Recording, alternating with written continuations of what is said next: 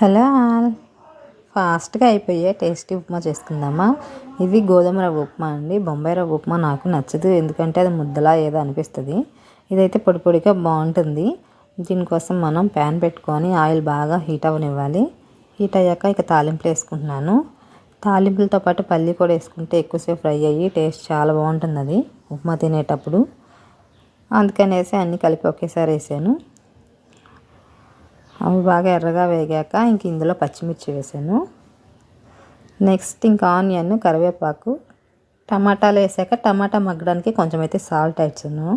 Salt వేస్తే టమాటా త్వరగా మగ్గిపోతుంది కాబట్టి కొంచెం సాల్ట్ వేసుకోవాలి.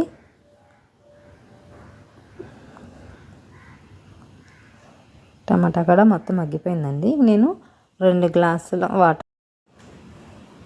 గ్లాసుల రవ్వకైతే 2.5 గ్లాస్ వాటర్ తీసుకుంటున్నానండి.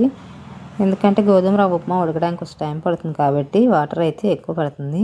కానీ 2.5 అయితే కరెక్ట్గా సరిపోతుంది వాటరు.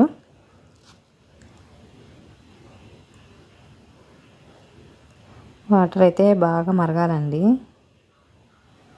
టమాటాతో పాటు మనం సాల్ట్ వేసుకున్నాం కదా, ఇప్పుడు మనకి సాల్ట్ ఎంత కావాలో అంత అడ్జస్ట్ చేసుకొని మళ్ళీ అయితే వేసుకుంటున్నాను.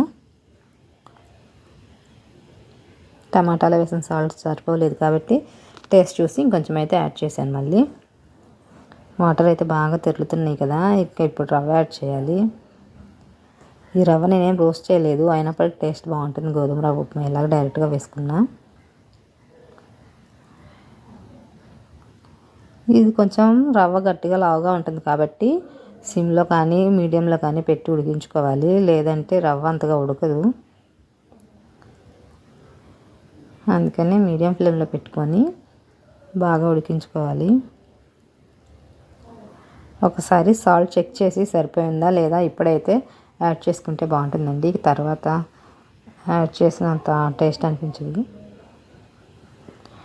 చూస్తున్నారు కదా, వాటర్ అంతా ఇంకిపోయి దగ్గరకు అయిపోయింది. ఇప్పుడైతే పైన ఏదైనా మూత పెట్టేసి సిమ్లో పెట్టి ఉడికించామంటే సాఫ్ట్గా ఉంటుంది ఉప్మా, అలాగే పొడి పొడిగా బాగుంటుంది.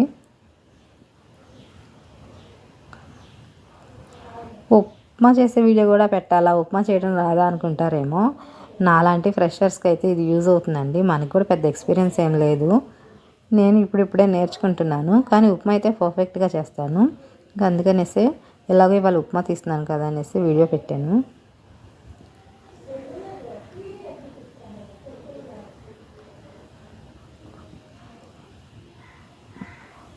సింపుల్గా ఫాస్ట్గా అయితే అయిపోతుంది ఇలా చేసుకున్నామంటే.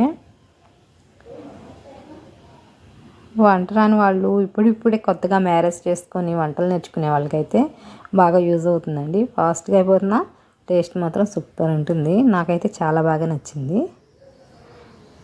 మనం ఎలాగో స్వీట్ లవర్స్ కాబట్టి చక్కెర వేసుకొని నేనైతే ఉప్మా తింటాను, కానీ కొంతమంది చట్నీతో తింటారు కదా. చక్కెరతో కూడా ట్రై చేయండి, టేస్ట్ బాగుంటుంది. వీడియో నచ్చితే లైక్ చేసి సబ్స్క్రైబ్ చేసుకోండి. Thank you for watching.